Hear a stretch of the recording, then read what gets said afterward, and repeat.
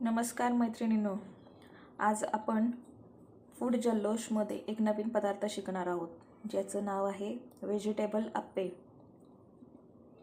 आणि त्यासाठी लागणारे साहित्य ते बघूयात. म्हणजे रवा, तांदळाचं पीठ, दही, सोडा, हिंग, मीठ, गाजर, शिमला मिरची, कांदा, टोमॅटो आणि इच्छा असेल तुम्हाला तर तुम्ही पत्ताकोबी पण टाकू शकता बारीक चिरून, आणि मक्याचे दाणेही टाकू शकता. आता आपण कृती बघूयात. हे सर्व एकत्र करून घ्यायचे.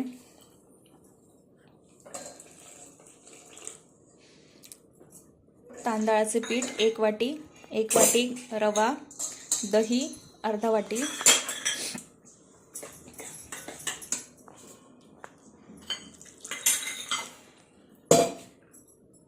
त्याच्यात आपण व्हेजिटेबल्स ॲड करूयात. आता कांदा, टोमॅटो, गाजर, शिमला मिरची,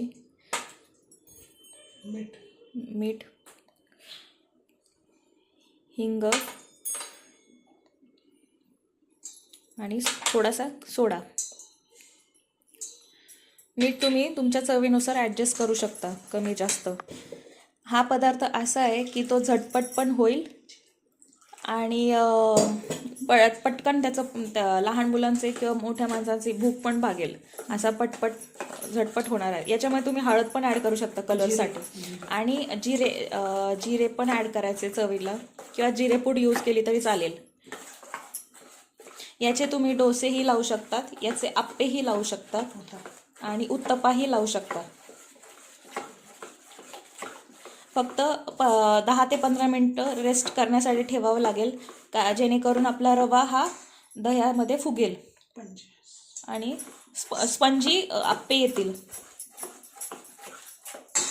आप्पे पॅन चांगलं गरम करून घेतलेलं आहे आणि आता आपण त्याच्यामध्ये बॅटर पोर करणार आहोत.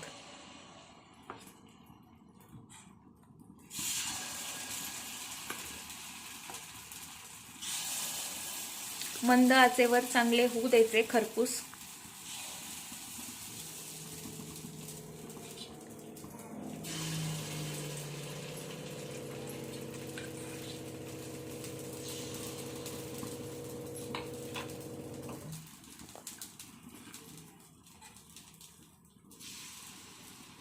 आधी ऑइलिंगनी चांगलं पॅन ग्रीस करायचं आहे, आप्पे पॅन, आणि मग पोर करायचं आहे, जेणेकरून चिटकणार नाहीत.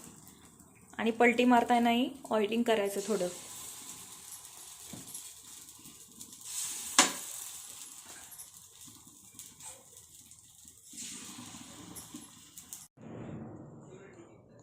आप्पे सोबत बनवण्यासाठी आपण एक आगळी वेगळी चटणी बनवूया, जी चटपटीत असेल चवीला आणि लहान मुलांना किंवा मोठ्या माणसांना सगळ्यांना नक्कीच आवडेल.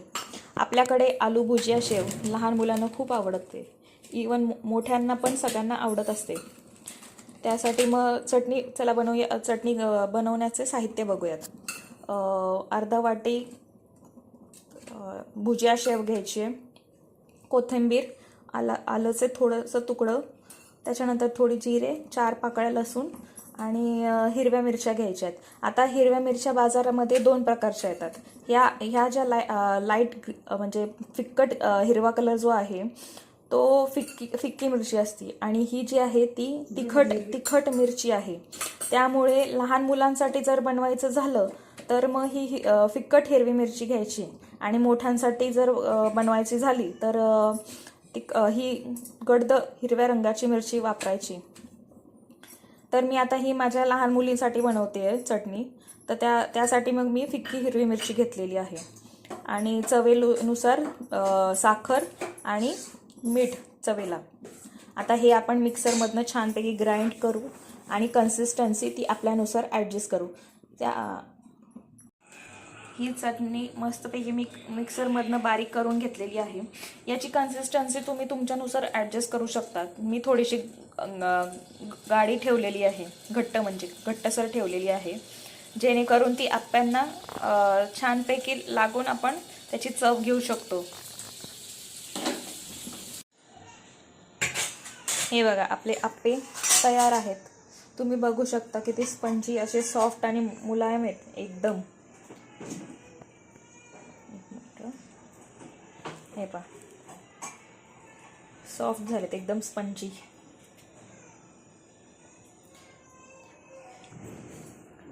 हा झटपट पदार्थ तुम्ही नक्की करून बघा आणि व्हिडिओ आवडल्यास लाईक शेअर आणि कमेंट नक्की करा.